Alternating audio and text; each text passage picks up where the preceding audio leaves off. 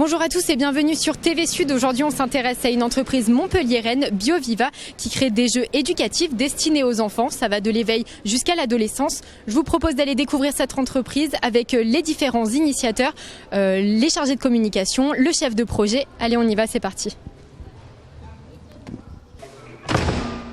BioViva.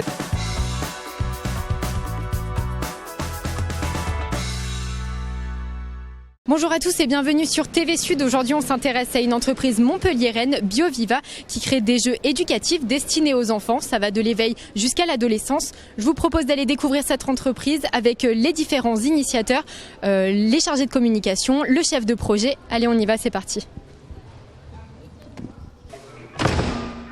BioViva est une histoire qui commence à dater puisqu'on va fêter nos 20 ans l'année prochaine.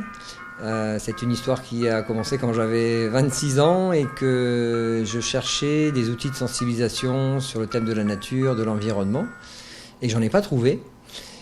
Et j'ai trouvé que c'était fort dommage et je me suis mis en tête que j'allais en créer. Et j'ai créé un premier jeu qui s'appelle BioViva, qui est devenu le nom d'entreprise, qui a eu la chance de très bien fonctionner au niveau international. Du coup, ça m'a permis de lancer l'entreprise et de développer évidemment des jeux, mais aussi une méthodologie pédagogique, une approche scientifique qui font la spécificité de la marque, qui en plus a vraiment souhaité démontrer qu'on pouvait faire du développement durable au quotidien dans une entreprise, avec une approche éco-responsable. Tous nos produits sont éco-conçus, mais tout ça dans la joie et la bonne humeur. La nature, c'est la vie et il faut que ce soit joyeux.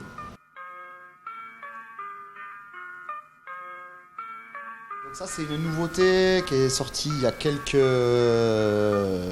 mois, ça fait 2 mois à peu près qu'il est sorti. Donc c'est un jeu qui est en volume, donc ça c'est assez intéressant. On s'est dit que ça pouvait faire un bel objet in fine. Et il y a 4 saisons, donc le but ça va être finalement pour l'enfant, il y a un genre de petit mémo avec des jetons qui correspondent aux saisons. Donc il apprend qu'il y a le hou qui fait partie finalement qui est relié à la saison de l'hiver, ou bien la neige, les clémentines également. Donc tout ça c'est relié à la saison de l'hiver et l'enfant va les tirer un petit peu au sort.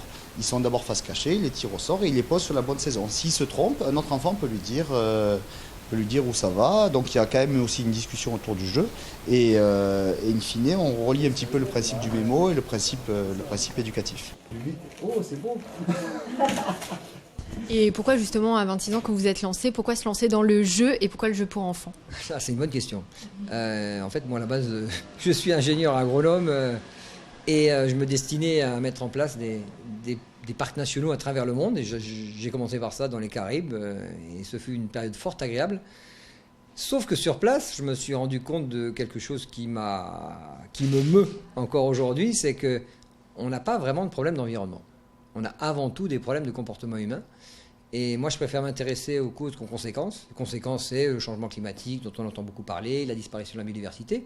Mais derrière ça, il y a des comportements humains qui font que, oui ou non, ils vont plus ou moins bien respecter le monde qui l'entoure.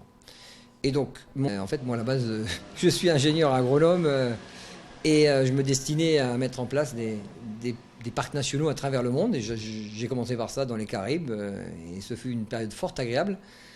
Sauf que sur place, je me suis rendu compte de quelque chose qui me meut encore aujourd'hui, c'est qu'on n'a pas vraiment de problème d'environnement. On a avant tout des problèmes de comportement humain.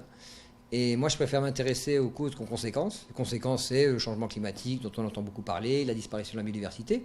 Mais derrière ça, il y a des comportements humains qui font que, oui ou non, ils vont plus ou moins bien respecter le monde qui l'entoure. Et donc, mon idée, c'était de dire, je vais créer des outils.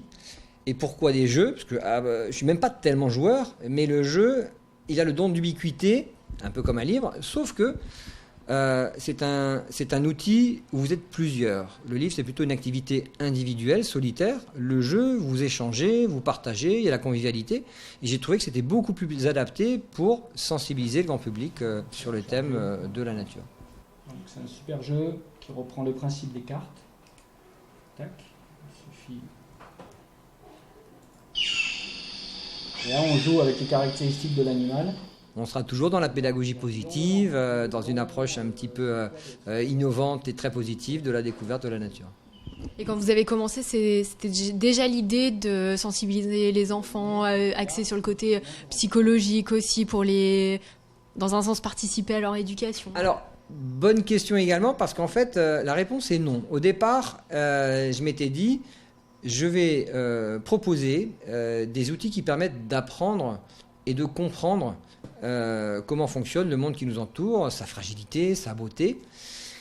Et petit à petit, mais ça a pris du temps, hein, même plusieurs années, je me suis rendu compte ou plutôt on s'est rendu compte, parce que c'est vraiment un travail d'équipe, on ne peut pas demander à un être humain de se préoccuper de l'écosystème global si son propre écosystème ne fonctionne pas très bien. Et aujourd'hui, il y a beaucoup d'écosystèmes personnels qui sont un petit peu dysfonctionnants. Et donc, on s'est dit, on va commencer dès le plus jeune âge et proposer quelque chose de vraiment différent, à savoir des petits coffrets comme j'aide mon enfant à développer sa créativité ou avoir confiance en lui, qui permettent de travailler sur des sujets de fond qui contribuent fortement à l'accomplissement d'un individu, en l'occurrence d'un enfant. Et plus un enfant aura confiance en lui, plus il pourra développer sa créativité, plus il pourra tomber amoureux du monde qui l'entoure. C'est-à-dire que tu as des animaux qui ne sont pas dans la même... Aujourd'hui, on est une dizaine de personnes. On a fait plus de 35% d'augmentation de chiffre d'affaires l'année dernière, donc ce qui est très bien. On est encore sur une belle progression en 2015. Il y a l'aspect économique qui est indispensable. Si l'entreprise n'est pas rentable, elle meurt. Mais nous, on est avant tout des créateurs de richesse globale. Et ça, c'est important pour nous, c'est même fondamental. Dans le monde du jeu joué, BioViva est connu parce qu'on est à part, parce qu'on fait des choses différentes, positives, ludiques, amusantes, sur un thème quand même d'actualité. Et encore une fois, dans le but de permettre aux individus de s'accomplir.